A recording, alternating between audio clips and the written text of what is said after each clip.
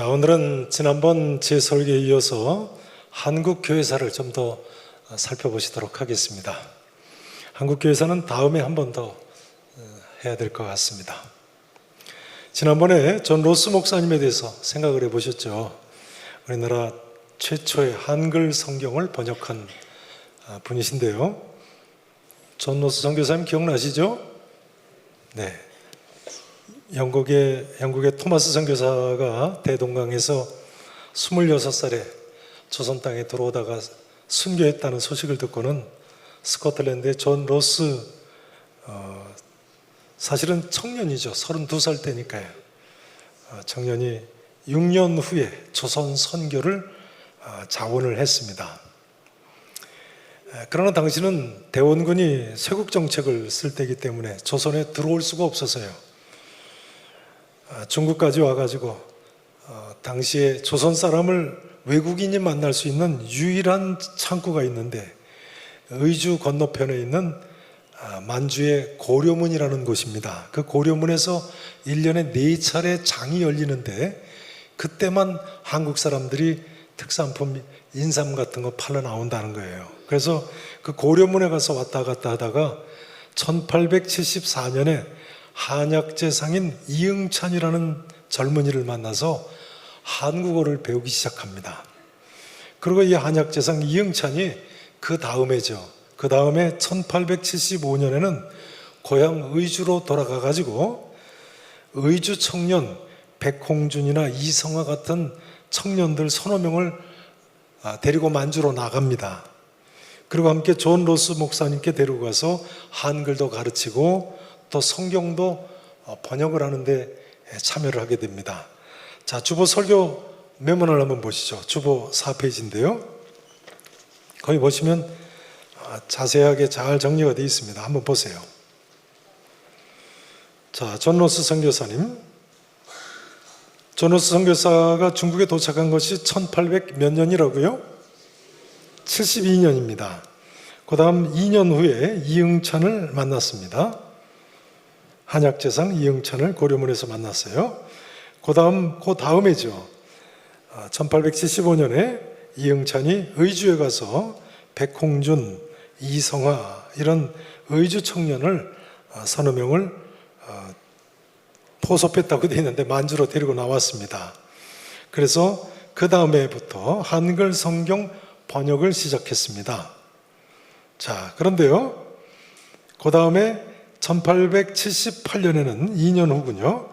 존 로스 선교사가 누구를 만나셨다고요? 인삼장사 서상윤이 기억나시나요? 서상윤을 만났어요. 내용은 그렇습니다. 서상윤이라는 사람이 만주의 영구란 곳에 가서 인삼을 팔다가 장티푸스에 걸렸어요. 그 존 로스 선교사님이 도와줘가지고 서양 선교사 병원에 입원을 해서 병을 고칩니다. 그리고는 그 과정을 통해서 예수님을 믿게 됐어요. 그래서 그 다음 보시면 이 서상윤이 그 다음에 1879년에 존 로스 선교사님한테 세례를 받습니다.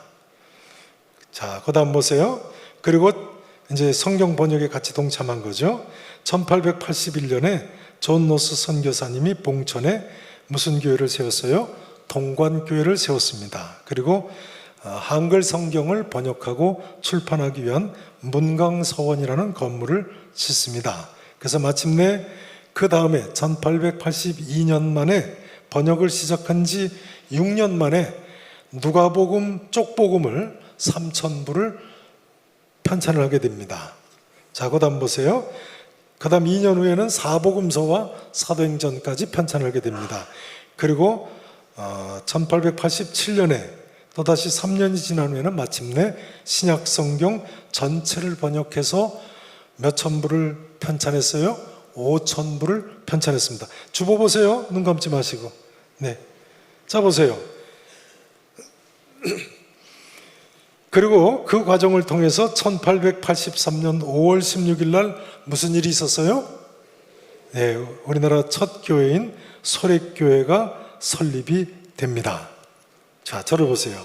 그렇기 때문에요. 한국교회는요, 특이하게도 1885년 4월 5일 부활절날 아펜젤러 언더우드 선교사님이 한국 땅에 도착하기도 전에 특이하게도 한국교회는 자국말 성경을 가졌다는 거예요.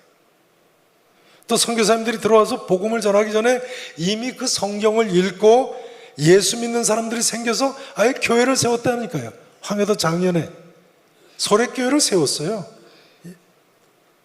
거기 보신 대로 아펜젤러 언더우드 선교사님 한국 오기 2년 전에 이미 교회를 세웠어요. 그리고 선교사들이 들어와서 세례 베풀기를 기다렸다는 거예요. 이런 예는 세계 선교 역사상 없습니다. 참 놀라운 일이죠. 우리 민족에게 행하신 하나님의 크신 역사고 특별한 은혜고 은총입니다. 여러분 한국교회는 이처럼 하나님의 특별하신 은혜 가운데 세워진 교회인 줄로 믿으시기를 바랍니다. 정말 한국교회는 하나님의 특별하신 은혜 가운데 세워진 교회예요. 들어보세요. 이처럼 존 로스 선교사님을 통해서 한글 성경이 준비될 때예요. 하나님께서는 또 다른 사람, 이번엔 한국 사람이죠. 조선 사람 이수정이라는 사람을 통해서 우리말 성경과 선교사님들을 동시에 또 다른 곳에서 준비시키고 계셨어요. 자, 지금까지 내용은 존 로스 선교사님을 통해서 중국 쪽에서 복음이 들어온 내용이라면요, 이제부터 말씀드릴 놀라운 내용은 일본 쪽을 통해서 복음이 들어오는 내용입니다. 이수정 선생, 거기 설교 메모란에 보시면 본래 1882년 9월에 일본의 신사유람단으로 가는 민비의 조카죠. 명성황후의 조카 민영익을 아실 겁니다. 그 민영익 선생의 친구였던 사람입니다. 그 친구가 신사유람단으로 가니까 자기도 친구 따라서 일본의 농업 시찰을 갔어요.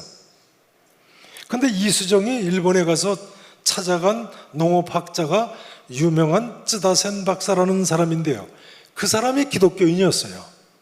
그래서 쯔다센 박사가 이수정한테 한문 성경을 줬다고 합니다. 뭘 줬다고요? 한문 성경을요. 근데 그 즈음에 하루는 이 이수정이 꿈을 꿨는데요, 꿈에 키가 큰 사람하고 작은 사람 두 사람이 바구니 가득 책을 가지고 와서 이수정이 이것이 무슨 책이냐고 물어보니까 이 책들은 당신 나라의, 그러니까 조선이죠, 당신 나라 조선의 모든 책보다 가장 중요한 책이라고 그러더라는 거예요. 그래서 이수정이 무슨 책이냐고 물어보니까 그 사람들이 성경이라고 답을 했답니다. 꿈의 말이죠. 그래서 이 이후에 이수정이 신사유람단은, 같이 갔던 신사유람단은 조선으로 돌아와도 그냥 일본에 혼자 남아서 성경 책에 몰두를 합니다. 농업 공부보다도 성경 공부를 더 열심히 했어요. 그래서 일본에 간 지 불과 9개월 만에, 몇 개월 만에요? 9개월 만에 1883년 4월 29일 미국 선교사 조지 낙스라는 분한테 세례를 받습니다. 좀 이따 사진을 보여드리겠습니다. 그리고 세례받은 지 한 주일 만에 1883년 5월인데요, 유명한 일본 기독교를 대표하는 우찌무라 간조가 참석한 제3회 전 일본 기독교도 대회에 참석해서 한국어로 공중 대표 기도를 했습니다. 우찌무라 간조 아십니까? 저희 부친이 가장 좋아하던 분 중에 한 사람인데요, 일본 기독교를 대표하는 아주 훌륭한 분이죠. 이 우찌무라 간조가 자기 책에서 그날의 모습을 기록을 한 부분이 있습니다. 이렇게 기록하고 있습니다. 그는, 여기 그는 그러니까 이수정 선생입니다. 그는 자기 나라 말로 기도했는데 한국말로 기도했다는 거예요. 공중 대표 기도를. 우리들은 그 마지막에 아멘하는 소리밖에 알아듣지 못했지만, 아멘 소리밖에 더 알아들었겠습니까? 그 다음 이렇게 기록하고 있어요. 오순절 성령 강림 사건 같은 사건이 일어나는 것을 느꼈다. 엄청난 은혜가 임했다. 자, 이 모임 중인 1883년 5월에 찍은 사진을 좀 보시죠. 전면에 스크린을 좀 보시죠. 먼저 영국 웨일즈에 있는 토마스 선교사 아닌 파송교회죠. 다시 한번 보시겠습니다. 토마스 선교사 아버지가 34년간 목회한 하노버 교회입니다. 거기 한번 보세요. 하노버 교회에 보면 전면 왼편에 있는 하얀 집이 토마스 선교사님 출생한 집입니다. 자, 그 다음요.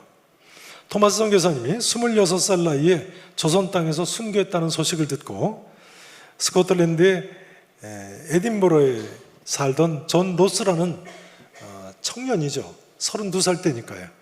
이 청년이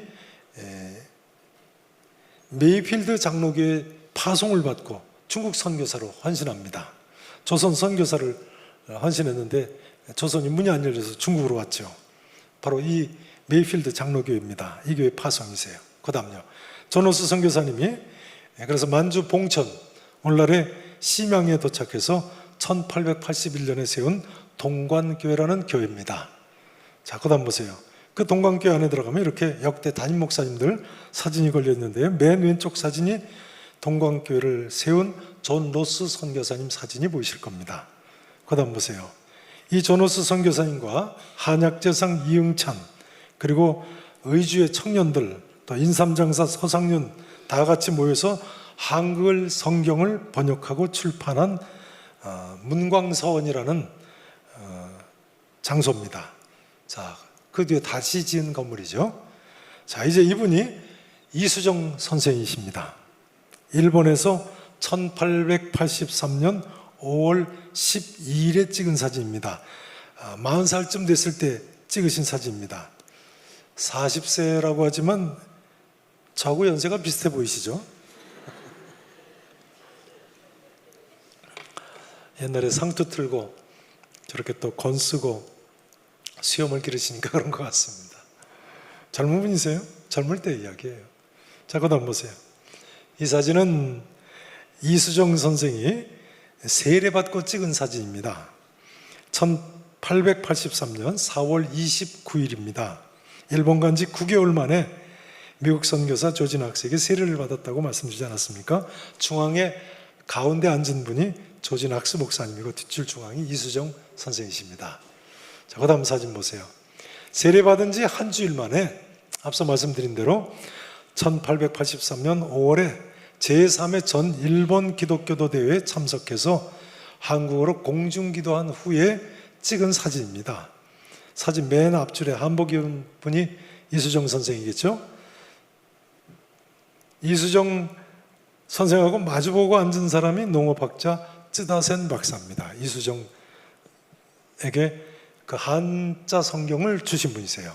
근데 이때 이수정 선생은요, 우리나라를 대표하는 지식층 아닙니까?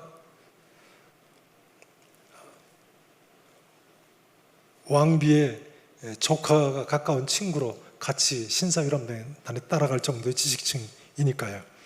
그래서 한자 성경을 아주 우리말같이 이해를 했던 거죠. 게다가 일본말을 배웠는데 일본말도 또 빨리 이해를 했어요. 이때 벌써 1년도 안 됐는데 복음이 뭔지를 깨닫고 믿었다는 거예요. 그래서 1883년 5월 말에는요, 그러니까 이 사진을 찍은 같은 해 5월인 거죠. 5월 말에 미국 성서공회 일본 주재 총무 헨리 루미스라는 분이 있는데요. 이 헨리 루미스가 이수정을 만났는데 이미 그때 마태복음을 번역을 마쳤더라는 거예요.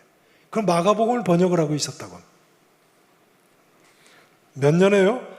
1883년 5월에 자, 주보 설교 메모란에 있는 존 노스 선교사님이 누가복음 번역 일자하고 한번 비교를 해보세요. 누가복음 3,000부를 몇 년에 편찬했어요? 1882년에. 자, 이수정 선생이 마태복음 번역을 마친 게 1800 몇 년이에요? 83년. 바로 그 다음 해군요. 이수정 선생은 그 뒤에 보시면 83년 7월에는 요한복음까지 번역하고 85년 2월에는 마가복음을 처음으로 1,000부를 발행을 했습니다. 몇 년 몇 월에 마가복음을 발행했다고요? 중요해서 굵은 글씨로 썼어요. 이수정 선생이 마가복음 1,000부를 몇 년 몇 월에 발행했어요? 85년 2월이요. 그 아랫줄을 보세요. 언더우드 선교사님, 아펜셀러 선교사님이 한국 땅 인천 제물포에 도착한 게 몇 년 몇 월이에요?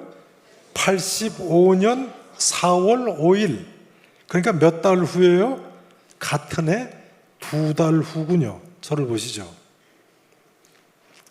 여러분 아세요? 이 이수정 선생이 번역한 마가복음을, 그러니까 2월 달에 발간한 마가복음을 그해 2달 후 4월 5일 부활절에 언더우드 아펜셀러 선교사님이 호주머니에 넣고 이 땅에 오셨다는 거예요. 이것은 기독교 역사상 선교사가 들어오면서 현지어 성경을 손에 들고 들어온 최초의 사건이라는 거예요. 참 놀라운 일이죠. 역시 별로 잘 안 놀라시네. 본래 선교사님들 어떤 나라에 들어가면 들어가서 그 다음 언어를 배우죠. 언어 배우고 그 다음 성경 번역을 시작하지 않습니까? 그러나 우리나라는 선교사님이 들어오기 이전에 이미 이처럼 성경이 번역돼서 그 번역된 성경을 들고 선교사들이 우리나라에 들어왔다는 거예요. 참 대단한 하나님의 은혜고 하나님의 역사죠. 여러분, 한국교회는 보통 교회가 아닙니다. 하나님께 특별한 역사로 하나님께서 세우신 교회예요. 우리가 하나님 은혜에 감사하며 예수 잘 믿어야 되겠습니다. 더 놀라운 사실은요, 이 이수정 선생이 1883년 12월에, 그러니까 아펜젤러 언더우드 선교사님이 한국 땅에 오기 2년 전에 말이죠, 일본 요코하마에서 미국으로 한국 땅에 선교사를 보내달라고 편지를 썼습니다. 이수정 선생의 편지 내용이 전해지고 있습니다. 이렇게 시작됩니다. 잘 들어보세요. 예수 그리스도의 종 나 이수정은 미국으로 이렇게 선교사를 보내달라고 조선 땅에 편지를 쓴 거예요. 예수 그리스도의 종 나 이수정은 미국의 형제 자매들에게 주님의 이름으로 인사를 드립니다. 믿음과 진리의 능력으로 나는 주의 놀라운 축복을 받았으며 나의 행복은 이루 말할 수 없습니다. 자, 그 다음 아래는 이제 한국 땅에 선교사 보내달라고 계속 요청을 하면서 이렇게 계속 쓰고 있습니다. 비록 나는 별로 영향력이 없는 사람입니다만 여러분들이 보내는 선교사님들을 돕기 위해 최대한 노력하겠습니다. 그러니 이 이수정은요, 마치 오늘 본문 사도행전 16장에 바울에게 꿈에 나타나서 건너와서 우리를 도우라고 했던 마게도냐 사람과 같은 역할을 한 그런 인물입니다. 그래서 한국교회 사학자로 유명한 연세대학교 초대 총장이시죠. 고 백낙준 박사도요, 이수정을 한국의 마게도냐 사람이라고 부르고 있습니다. 한국의 마게도냐 사람. 한번 따라서 하실까요? 한국의 마게도냐 사람 이수정. 여러분 아십니까? 이 이수정의 편지를 읽고 한국 선교사로 헌신한 사람이 바로 우리나라 개신교 첫 선교사인 언더우드 선교사님과 아펜셀러 선교사님이세요. 그분들이 이수정의 이 편지를 읽고 한국 선교사로 헌신했다는 거예요. 미국 미셔너리 리뷰지라는 기독교 잡지에 이 이수정 선생 편지가 실렸거든요.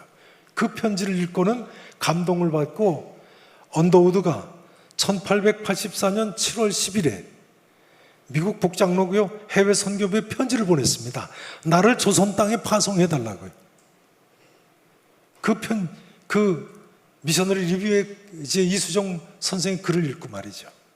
그리고 같은 해 언더우드가 파송을 받고 한국으로 오는데요, 배를 타고 태평양을 건너오니까 그렇죠, 먼저 일본의 요코하마에 들렸어요. 요코하마에 들려가지고 이수정 선생을 만났다는 거예요. 만나가지고 이수정 선생에게 2달 동안이나 한글을 배웁니다. 그리고 이수정이 번역한 최초의 우리말 성경 마가복음을 들고 이 땅에 입국을 했다니까요. 자, 이제 마지막으로 주보 사면의 설교 면면을 다시 한번 보시겠습니다. 거기 보시면요, 이렇게 1885년 4월 5일 날 언더우드 아펜셀러 선교사님 제물포에 도착했어요. 2년 후죠. 87년에 9월 27일 날 언더우드 선교사님이 자기 집 사랑시에서 첫 장로교 예배를 드렸습니다. 기억나시죠? 이때 14명이 첫 예배에 참석했는데 그 중에 13명이 누가 전도한 사람이라고요?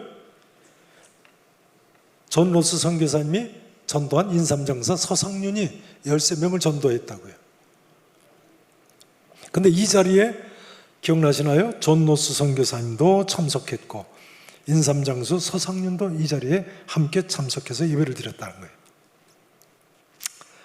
다 기억나시죠? 자, 그 다음 마지막 줄에 보시면요, 같은 해 87년 10월 며칠입니까? 9일. 그러니까 언더우드 선교사가 첫 장로교 예배를 드린 지 2주쯤 지나서 아펜젤러 선교사님이 첫 감리교 예배를 드립니다. 자, 퀴즈를 내보겠습니다. 저를 보세요. 퀴즈입니다. 이때 아펜젤러 선교사님이 예배를 인도하는데요, 무슨 성경책을 가지고 예배를 인도했을까요? 무슨 성경책을 가지고요? 이수정 선생이 일본에서 번역한 마가복음이었습니다. 언더우드 아펜젤러 선교사님이 이수정 마가복음역을 가지고 이 땅에 들어왔다니까요. 이 감리교 첫 예배예요. 기록에 보면 아펜젤러 선교사님이 7명이 함께 참석했는데 다 같이 마가복음 1장을 같이 읽었다는 거예요. 그렇겠죠. 이때는 뭐 한국말로 설교할 수 있겠습니까? 한국에 온 지도 얼마 안 됐는데요. 어떻게 설교를 하겠어요? 근데 그런데도 하나님께서 이때 한글 성경을 이미 벌써 준비를 시켜 놓으셨어요. 마가복음 1장을 같이 읽기만 해도 의미 전달이 되는 거예요. 여러분이 한글이 얼마나 읽기가 쉽습니까? 한글이 얼마나 읽기가 쉽습니까? 존 로스 선교사님은요, 한글에 대해서 이렇게 쓰고 있습니다. 잘 들어보세요. 존 로스 선교사님 글이에요. 이렇게 쓰고 계세요. 비록 여자라 할지라도 며칠이면 해득할 수 있는 훌륭한 문자를 가지고 있는 한국. 여기 여자라 할지라도 며칠이면 해득할 수 있다는 것은 여성을 비하하는 말이 아니고요, 당시 조선에서는 여자는 일체 교육을 안 시켰으니까 교육 하나도 받지 못한 사람도 며칠이면 해득할 수 있다는 거예요. 이렇게 계속 쓰고 있어요. 이렇게 훌륭한 문자를 가지고 있는 한국과 같은 나라는 성경과 전도 문서의 보급이 가장 쉬운 나라다. 그래서 한글 성경의 번역이 가장 중요한 일이다 그랬어요. 그리고 이렇게 계속 쓰고 있습니다. 그들이 사용하는 글자는 표음 문자인데다, 표음 문자 아시죠? 소리 나는 대로 쓰는 글자죠. 너무도 아름답고 단순해서 누구나 쉽게 그리고 신속히 배울 수 있다 했어요. 참, 우리 하나님, 우리 민족을 향한 은혜와 예비하심이 기가 막힙니다. 하나님께서는 이미 한글이 번역되기 400년 전에 세종대왕 때부터 이렇게 읽기 쉬운 한글을 예비해 놓으셨어요. 세종 때 정인지 선생이 쓴 훈민정음 서문에 보면요, 이미 한글을 창제할 때부터 한글은 지혜로운 사람은 반나절이면 이를 이해한다고 쓰고 있습니다. 정인지가요. 지혜로운 사람이면 얼마면 읽을 수 있다고요? 반나절이요. 심지어 어리석은 사람일지라도 열흘이면 배울 수 있다고 했어요. 그러니 한글이 얼마나 배우기 쉬운 글자입니까? 그러니까 K-팝도 그렇게 세계 젊은이들이 따라서 떼창을 하는 것 같아요. 엊그제 상암동에서 잼버리 폐막식 하는 걸 잠깐 봤는데요, 그 노래가 분명히 한국말로 부르는 노래인데 하나도 못 알아듣겠더라. 그 생각해보니까 외국 애들도 그렇겠더라고요. 못 알아들어도 관심 있는 학생들은 한글 배우기 쉬우니까 반나절이면 읽을 줄 안다는데, 한국 사람은 그렇겠습니다만 외국 사람도 그저 며칠이면 가서 따라 부를 수 있겠죠. 여러분, 그런데요, 하나님께서 이처럼 읽기 쉬운 한글로 선교사님들이 이 땅에 들어오기 전에 벌써 성경을 번역해 놓으셨어요. 그래서 이 땅의 모든 사람이 이 성경의 가르침을, 구원의 진리를, 복음을 말이죠, 알아들을 수 있게 해놓으셨어요. 그냥 뭐만 하면 되겠어요? 그 번역된 한글 성경을 같이 읽으면 돼요. 아펜젤러 언더우드 선교사님도 읽을 수는 있는 거예요. 읽을 수는. 같이 마가복음 1장 피자고 해가지고 1장 1절부터 읽는 거예요. 선교사님도 읽고 거기 모인 한국 사람들도 읽고, 읽으면 복음을 알아들을 수 있어요. 이제 이 한마디로 오늘의 말씀 증거를 마치기를 원합니다. 사랑하신 성도 여러분, 이런 은혜가 어디 있습니까? 우리 모두 하나님께 감사하며 이 복음의 기쁜 소식을 믿으시고 예수님 잘 믿으시기를 바랍니다. 예수 잘 믿으시기를 우리 구주 예수 그리스도의 이름으로 간절히 축원하겠습니다. 기도하시겠습니다.